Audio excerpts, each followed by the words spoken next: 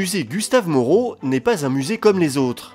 C'est l'artiste lui-même qui l'a pensé et conçu.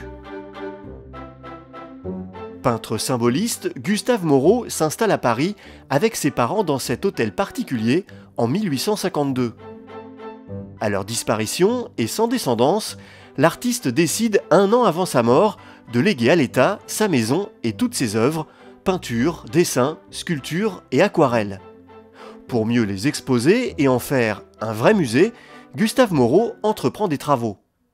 Pour laisser la maison à la postérité, il va remodeler la maison familiale où chaque pièce va être dédiée à sa famille, à ses amis, et puis il va transformer le 2e et le 3e étage en grands ateliers qui sont des immenses vaisseaux, des immenses nefs pour accrocher une partie de ses œuvres. C'est l'architecte Albert Laffont qui s'occupe des travaux de la maison. Pour relier les 2 derniers étages, il construit ce remarquable escalier. C'est un escalier à vis, donc un escalier traditionnel, comme on peut en voir au château de Blois par exemple. Cet escalier appartient à son temps par le fer, qui est le matériau, puisqu'il est presque contemporain de la tour Eiffel, donc c'est l'époque où on commence à utiliser le fer pour la construction, et puis ce côté art nouveau avec ce décor floral qui nous mène du 2e au 3e étage. Répartis sur les 2 derniers étages, on retrouve les œuvres de l'artiste telles qu'il a voulu les présenter. Les tableaux tapissent les murs, tandis que les aquarelles et les dessins se cachent dans des meubles et se découvrent comme des livres.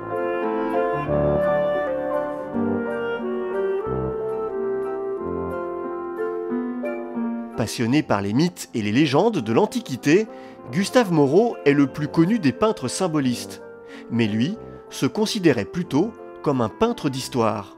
Les grands thèmes de Moreau, ce sont la peinture d'histoire, la peinture religieuse, avec par exemple Salomé, mais aussi des Pietà, aussi des Christ en croix, la peinture mythologique, avec Jupiter et Sémélé, et puis la peinture de son invention, comme les chimères ou la Fée au Griffon, qui était le tableau préféré d'André Breton. Le style de Moreau va surprendre ses contemporains et étonne encore.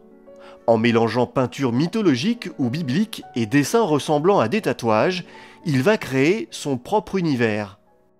Une vision du monde très personnelle, puisée avant tout dans les livres. Sa principale source d'inspiration est une inspiration livresque. Ça n'est pas du tout une inspiration venue de la rue. Il n'a jamais, bien qu'il ait été très ami avec Degas lorsqu'ils se sont rencontrés en Italie dans les années 1850, il n'a jamais représenté, ou de manière extrêmement marginale, la réalité. Ce qui l'intéressait, c'était plutôt, il a toujours revendiqué, comme Delacroix, comme Baudelaire l'a si bien dit, l'imagination. Et pour lui, sa source principale, c'est une source littéraire et qu'il va réinventer. Gustave Moreau s'approprie les mythes et réinvente les iconographies. Il fera de Salomé, personnage issu de la Bible, l'une des figures récurrentes de son œuvre. On la retrouve dans l'un des tableaux les plus emblématiques du peintre, l'Apparition. Là, Gustave Moreau va inventer l'iconographie de l'apparition du chef, de la tête de Saint Jean-Baptiste qui apparaît à Salomé. C'est un tableau très intéressant pour montrer comment Gustave Moreau, peintre d'histoire, réinvente l'histoire, qu'elle soit biblique ou qu'elle soit mythologique. Le fond du musée est considérable, 850 peintures, 350 aquarelles, plus de 13 000 dessins et aussi des sculptures.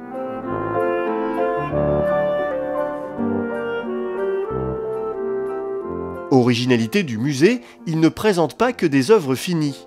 Parmi les œuvres les plus connues de Moreau, certaines sont inachevées.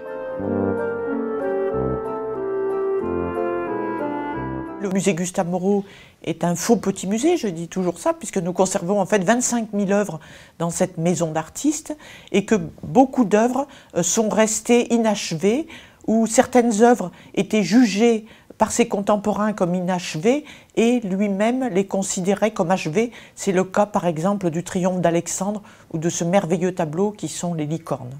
ce qui est surtout une espèce de caractéristique peut-être de Gustave Moreau, c'est cette espèce de poésie indéfinissable pour lequel il faut se laisser happer et accepter de ne pas comprendre forcément tout ce qui nous est donné à voir. Les appartements du premier étage se visitent aussi. Moreau les a recréés en hommage à sa famille et ses amis. Ils font partie intégrante du projet imaginé par l'artiste. Avec sa maison-musée, il lègue à la postérité son univers. En accordant plus d'importance à l'ensemble de son œuvre qu'à chaque tableau pris séparément, Gustave Moreau a ainsi créé un lieu unique, la somme de toute une vie d'artiste au service de son art.